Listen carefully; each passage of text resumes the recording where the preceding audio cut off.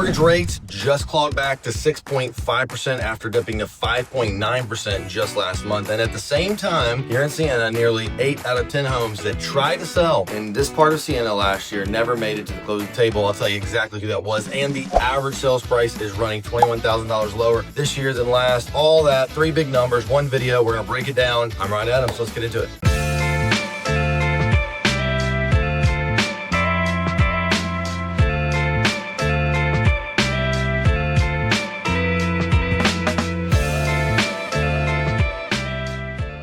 Hey everyone, again, Ryan Adams here with the Adams Group at Real Broker. Every month, I pull the real MLS numbers from the Houston MLS and break them down so you know exactly what's happening. No spin, no agenda, just pure data and what it means for you as a homeowner, seller, buyer, whoever you might be. This is the Sienna market update for February 2026. Again, what we're gonna do is look at the numbers of what closed in February 2025, compare them to what's closed in February 2026. Kind of gives us the best idea of what's happening on the market. So let's get into it. First thing, how many homes sold in February? This past February, we had 37 closings. Same time last year, we had 24. So 13 more homes this February. That's actually a pretty good sign. Buyers are out there and they're following through, especially looking at it from last year. Pricing, let's talk about prices. Now, I wanna be careful here because 1 month can be very misleading. But if we looked at all of 2025, the average sales price in Sienna was $594,963. So far in 2025, and we're only 2 months in, we're averaging $573,770. That's about a $21,000 lower. All that to say, I wouldn't read too much into that yet. January and February tend to close a lot of smaller, lower priced homes. The higher end picks up in the spring. So let's check back in May and we'll have a much better read on where prices are actually heading. What I do find interesting is price per square foot. So for homes that sold under $400,000, buyers paid about $181 per square foot. A year ago, that was $167. So that was about a 9% jump at that entry-level market. That's real value growth. The 400 to 600K range, which is where most of Sienna lives at, is basically flat year over year. Prices are holding, and that's actually a decent place to be at right now. Days on the market. How long is it taking homes to sell? Cumulative days on the market, which counts the whole time a home has been listed, including any relist, came in at 103 days. And that's literally the same as last year. So basically flat with that. But here's something I do like though. Sellers are getting 94.5% of their original asking price so far this year. Last February, that was 92.8%. So what that tells us is that sellers are pricing a little more accurately this year and having to make fewer big price cuts to get to the closing table. That's always a good sign. Now, let's talk inventory. And this one I want to spend a little time on because there's some important context here. Right now, we're sitting at 6.9 months of supply in Sienna. That means basically 6 months of inventory is a balanced market. That means if we stopped listing homes today and no new homes came to the market, that's how long it would take to sell off all those homes. So anything above 6 months of inventory, we're technically in a buyer's market territory. So yes, we've crossed that line officially, not by a lot, but we have. That being said, here's what I find really interesting. February is always the high point for inventory every single year. In 2024, February was 3.9 months, and by May, it had dropped to 2.9 months of inventory. In 2025, February was 5.5 months in inventory, and June, it was down to 3.4. Spring buyers come in, inventory gets absorbed, and then the numbers come down every year. That's what happens. Now, 2026 is running higher than previous years at the same point. So even when spring does its thing, we'll probably stay a little higher than years past. I think buyers are going to carry more leverage this spring than they had in the last couple of years. So if you're a seller, February is just structurally your toughest month. It gets better as we move into spring. If you're a buyer, the window you have right now for inventory is above balance. You may start to see that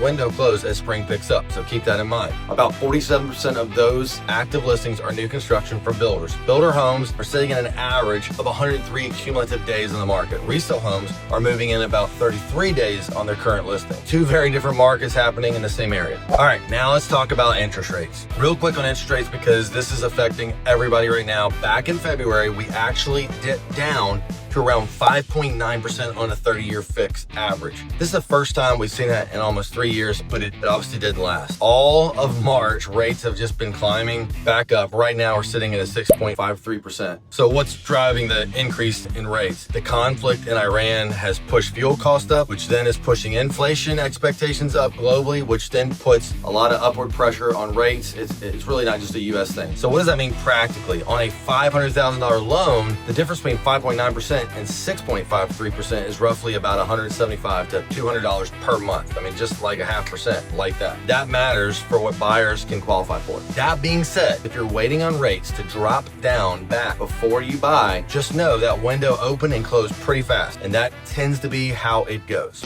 Now, getting to something else, this is one thing I really thought was eye-opening, and I want to show you how 2025 played out depending on which high school zone your home is in, the Ridgepoint High School or Crawford High School. Here's how I calculated this. I didn't just look at what sold, I looked at every home that tried to sell, that either sold, terminated, expired, withdrew. And I cross-checked to make sure if a home failed and then came back and sold later, I didn't count it as a failure. I wanted to give you the cleanest number possible. Here's what we found. In the Ridgepoint zone, 570 unique homes tried to sell in 2025 and 377 of them sold. That's a 66% success rate. So about 1 in 3 sellers in Ridgepoint listed their home and it didn't get sold. But in the Crawford zone, 153 homes tried to sell, and we're not counting new construction, only 56 sold. That's a 36.6% success rate. So almost 2 out of 3 sellers that were zoned in Crawford in 2025 did not sell their home.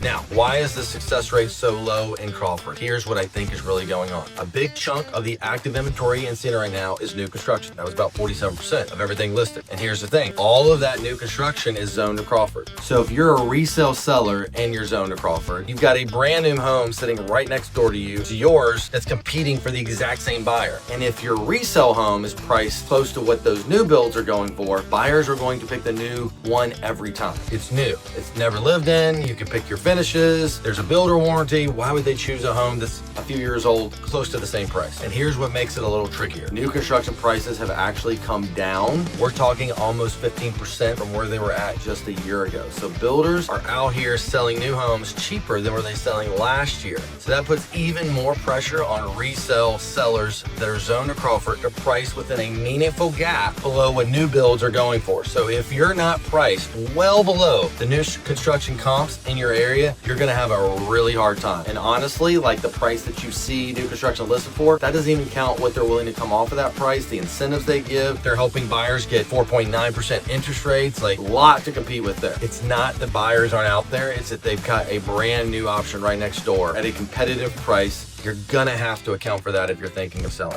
All that to say, that is the real estate market. Overall, it feels like a very balanced market. So what does this mean for you? So here's where we're at. If you're a seller, prices are holding, more transactions are happening, but you got more competition and buyers have a little more leverage right now, especially if you're in the Crawford zone. You need to know what the new construction homes near you are priced at and what they're actually selling at to make sure you have a very meaningful gap. Make sure you're pricing it right from the start and you'll be fine. If you're a buyer, you've got more options than you had in a long time. Inventory is officially in the buyer's market territory. Rates tick back up, which affects your payment, but there's so much more room to negotiate right now than there was a year ago. All that to say, it's a real market right now. Things are moving. It's very balanced. It's a healthy market. But as always, if you have any questions, anything that we can help out with, just reach out. We love to help. Our office is in the front. Stop by, say hi. I'm Ryan Adams with the Adams Group at Real Broker. We'll see you next time.